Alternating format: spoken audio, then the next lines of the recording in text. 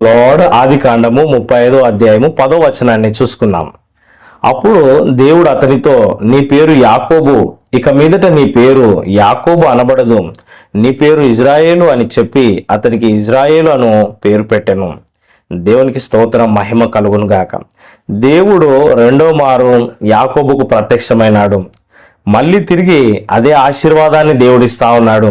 నీ పేరు యాకోబు కాదు, ఇజ్రాయేలు. నిజానికి దేవుడు ఇంతకు ముందే యాకోబును ఆశీర్వదించినాడు. యాకోబు పేరు ఇజ్రాయేలుగా మార్చినాడు. ఇప్పుడు డబుల్ కన్ఫర్మేషన్ దేవుడు ఇస్తున్నాడు.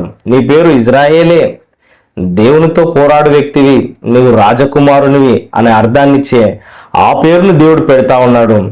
నేను నిన్ను ఆశీర్వదిస్తున్నాను అని అతన్ని దేవుడు దీవించినాడు, ఆశీర్వదించినాడు. హల్లెలూయా. యాకోబుకున్న కష్టాల్లో, శ్రమల్లో, బాధల్లో, ఆయనకున్న వేదనలో దేవుని దర్శనం అతనికి కలిగింది.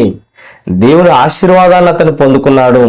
నేను ఇంకా బ్రతకనేమో, ప్రాణహాని ఉందన్న సమయంలో మరి దేవుడు ప్రత్యక్షమై మరి యాకోబును బలపరిచి అతన్ని ఆశీర్వదించినాడు. ఈరోజు ఈ వాక్యం వింటున్న నీవు కూడా మరి ఏ పరిస్థితుల్లో ఉన్నావో, ఏ భయంలో ఉన్నావో, దేవుడు నిన్ను బలపరుస్తున్నాడు. దేవుడు నిన్ను ఆశీర్వదిస్తే నువ్వు ఎన్నటెన్న